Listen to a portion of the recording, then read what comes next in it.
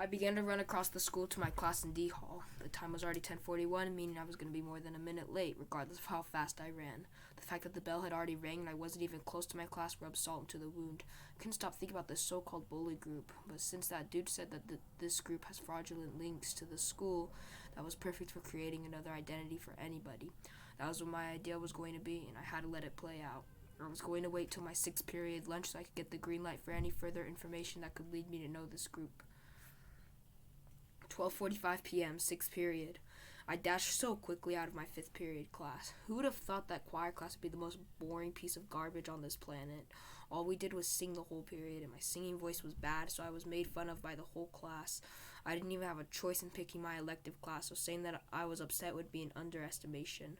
My next destination was the cafeteria. I was feeling ravenous, so I was going to make a beeline from one half of the school to the other in a matter of seconds. I was bumping into students left and right as I ran, cursing me out as I dashed through the packed hallway, though I didn't care. And like I said, in just a matter of seconds, I was at the cafeteria. Even though it just hit 12:46, the cafeteria was packed, and I didn't know how long the wait would be to get lunch. As I was waiting in line, the thought of that bully group immediately appeared again in my mind. Maybe I could find some leads during lunch about the mysterious group. I would need help from somebody else, so I was planning on asking Nathan to come with me and search across the school during lunch. Our lunch didn't end till 1:30, so we had plenty of time to go and find this bully group. I continued waiting in the lunch line, going surprisingly quickly for a school this large in not only people but size too, inadvertently leading to longer lunch lines. It was around 12:50 when I finally got my styrofoam lunch plate from the cafeteria. I sat down at one of the nearby benches to eat in peace. The lunch today consisted of baked chicken, a carton of milk, and a small side of cooked broccoli. It was pretty good, so I ate all the food quickly. The cafeteria continuously got more packed as the seconds went by. That's when I caught a glimpse of Nathan standing adjacent to me across the huge cafeteria. I threw my empty platter away in the trash can and rushed over to Nathan. "Nathan, Nathan!" I exclaimed as I rushed over to him. "What, David?" Nathan asked in slight annoyance. Do you know anything about a bully group?" I asked Nathan, my volume lowering as people began to look at Nathan and me. Nathan looked at me puzzled. "Let me grab lunch and then we'll talk about it on that bench over there," he said, pointing to the bench I was just sitting on. I looked at Nathan with a slightly blank expression. "All right then," I muttered, "but be quick. I need answers about this group ASAP." I was so excited I could barely contain myself. Honestly, I don't know why I was so excited. This is a bully group we're talking about. Two outcomes could emerge from this. We get bullied to suicide, like that dude in the hallway said, or we take advantage of one of the many fraudulent links that this group has with the school. Oh, and option C, I get killed. Hopefully option B, and I don't think I want to see anybody making out in the hallways, so option B is the best option. I stared weirdly at Nathan as he slowly crept to the front of the line, got his lunch, and then walked to the bench I was sitting at. He took a seat and began to eat his lunch. "So," he muttered, his mouth stuffed with food, "you heard about that bully group too?" I nodded my head silently. Then why were you asking me about it?" Nathan asked. "Well, I have a pretty good idea that could easily exploit this group," I said with a smirk on my face. "Whisper it in my ear," Nathan quietly said. "We don't know if the bully group is listening to our conversation right now. For all we know, they could be in the walls above us listening." I gulped when I heard that. That's when I knew that we were stepping into risky grounds that could possibly leave us dead. I remembered what that dude in the hallway said about their group, and if they ever find out who stopped Mr. Franklin's plan, they will kill them in a heartbeat. I whispered in Nathan's ear, "Since we have a new identity that we want to create for myself, we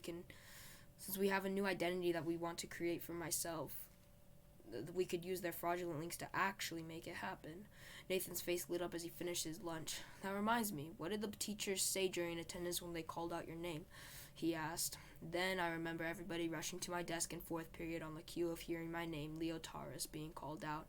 I yelled at them that I was actually David Martinez and that Leotaris' class was across the hallway, from Mr. Zeno's class. I had to go up to Mr. Zeno and tell him to call me David Martinez next time for personal reasons. I told Nathan every little bit of that story.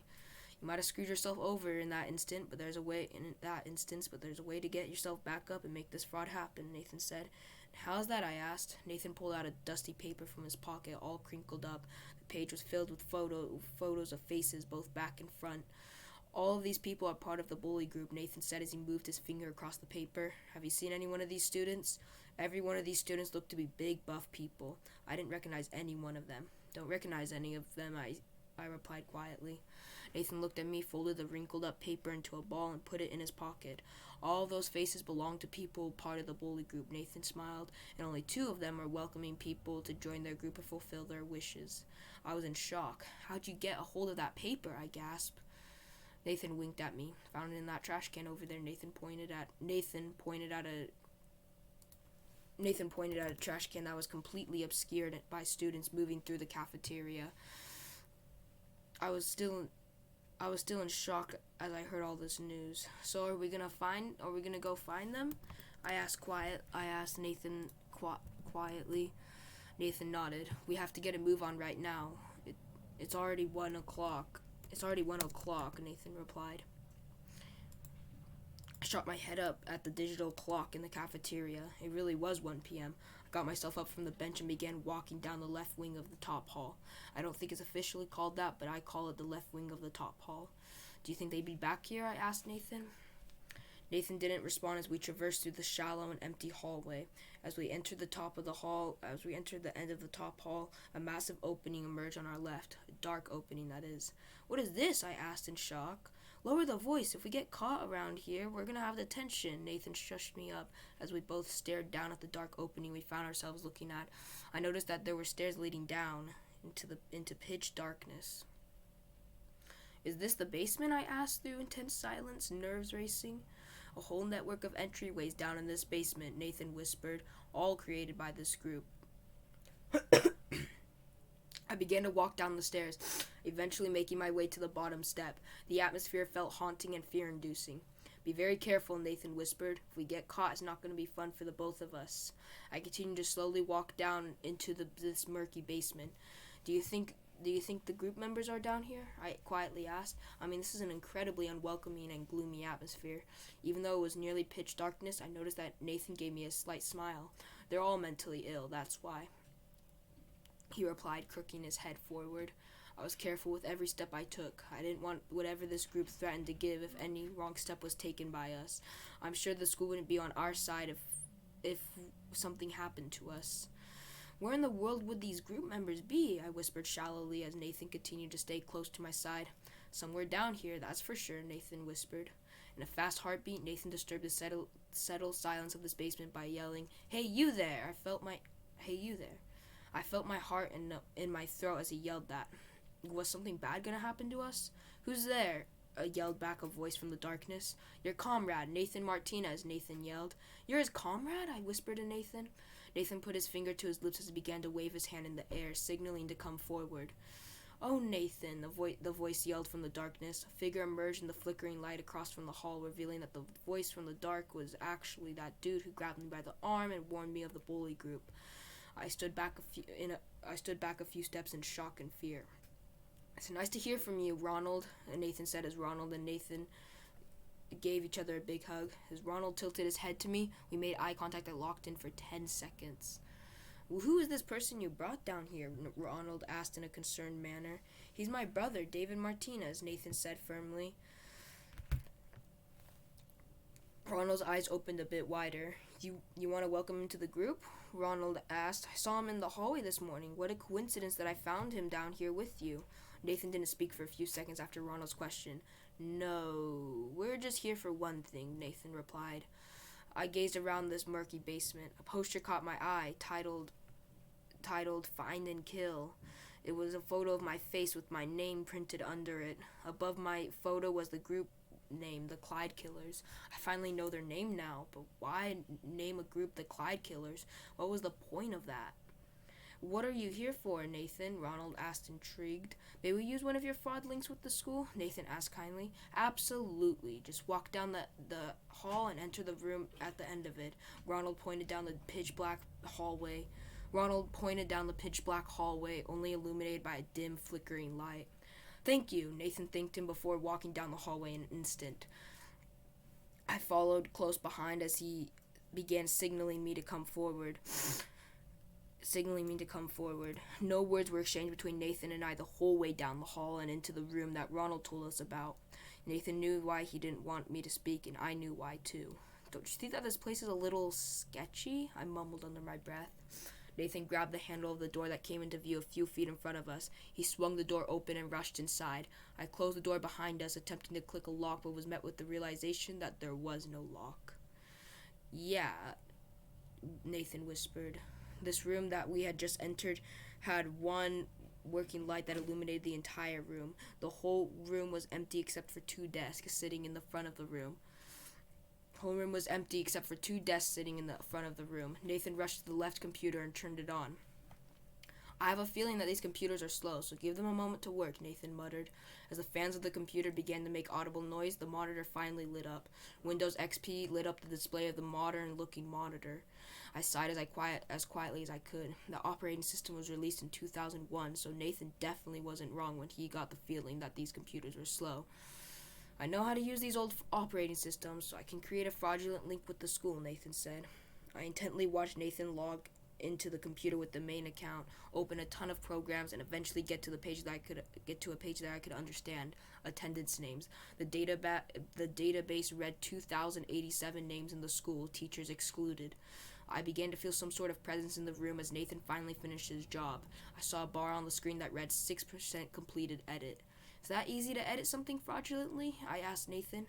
"No," he replied. "It took me hours of studying ruthlessly to master the use of these weird computer systems that the Clyde killers use."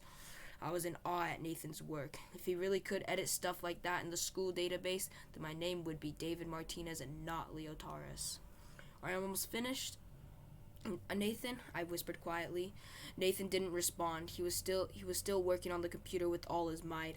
It was a weird feeling to create a new identity, or edit a pre-existing identity, I should say, in the school that everybody should hopefully believe, and it would keep me safe from the Clyde killers.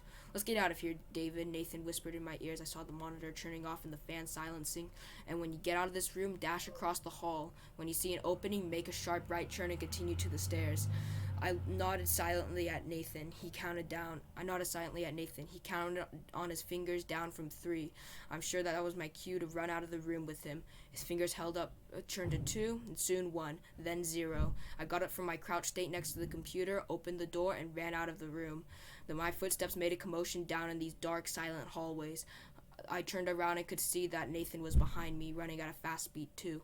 When I saw the opening Nathan was talking about, I made a right turn and saw the stairs leading out of the basement.